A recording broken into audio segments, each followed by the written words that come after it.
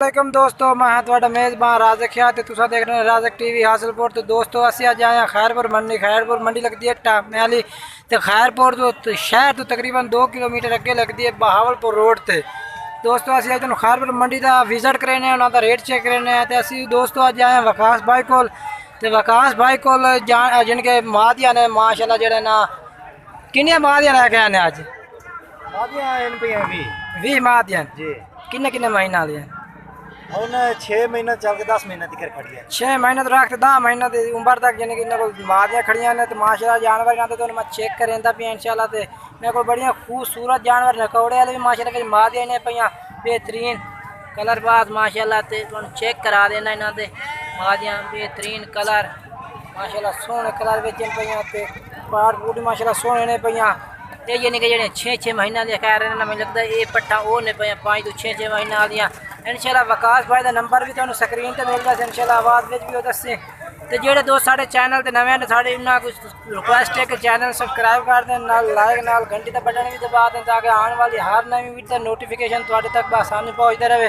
तो माशाल्लाह कलर माशाल्लाह इन्होंने बड़े प्यारे हैं, पट्ठा के कलर बेहतरीन कलर है माशाल्लाह। पाट पूट बड़े सोहने ने पे। तो माशाल्लाह इन्होंने को 20 पट्ठा पे वो की वो पट्ठा पठोरे माशाल्लाह। ये भी वकास भाई को माशाल्लाह छोटे बकरे ने माशाल्लाह 2020-21 की कुर्बानी वाले माशाल्लाह।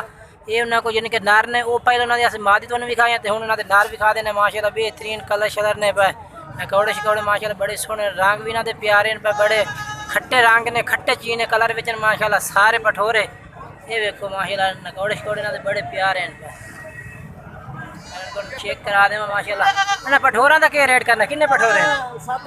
7 हैं। क्या रेट करना? 15-15 हज़ार फाइनल। 15-15 हज़ार। हाँ जी दोस्तों 15-15 हज़ार रुपये का है वकास भाई का नंबर तो स्क्रीन पे भी मिलती। नंबर आता एक दफा दस ना पठोरे 0308 910 910 1538। ये वकास भाई का नंबर है, व्हाट्सअप नंबर है। व्हाट्सअप से तो जानवर चेक करा दे एक एक करके भी।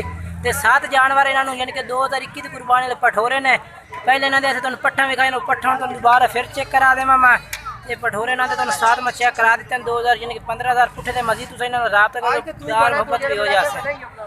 इन्होंने बाकी इन्होंने पट्ठा पे माशाल्लाह ये तुम चेक करा देवा बेहतरीन है।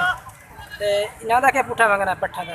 18,500 18,500 रुपये दोस्तों पुठे का हिसाब कर रहे हैं। मजीद तुम इन्होंने रबता करो इन्होंने नंबर पर इंशाल्लाह तुम्हारे प्यार मोहब्बत भी हो जाए दोस्तों। माशाल्लाह पट्ठा पुट्ठा देना को माशाल्लाह बेहतरीन कलर शलर में बेहतरीन पे। इंशाल्लाह तुम मजीद ना रबता करो। पहले इन्होंने रेट मन जिन्हें कि हैं 13,000 रुपया। तो हूँ को काफ़ी बिच बड़िया पट्ठे हैं माशाल्लाह। हूँ यानी कि रेट हो गए 18,000 पुट्ठे थे। कलर माशाल्लाह इन्होंने बड़े बेहतरीन है, पार्ट बड़े सोहने काफ़ी इन्होंने को जानवर होते हैं 50-50 20-30 जानवर इन्होंने को होता है बेहतरीन कलर माशाल्लाह। खट्टे कलर वेचन पे माशाल्लाह के लाल के खट्टे माशाल्लाह नकौड़े शकौड़े चेक करो इन्होंने बेहतरीन पे। देखो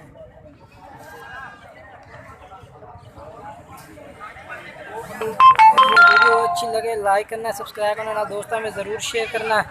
इंशाल्लाह चैनल तो हर किस्म का माल देखने मिलती है। इंशाल्लाह हर मंडी का विजिट मिलती दोस्तों। लाइक चैनल सब्सक्राइब करना, वीडियो दोस्तों में ज़रूर शेयर करना। शुक्रिया।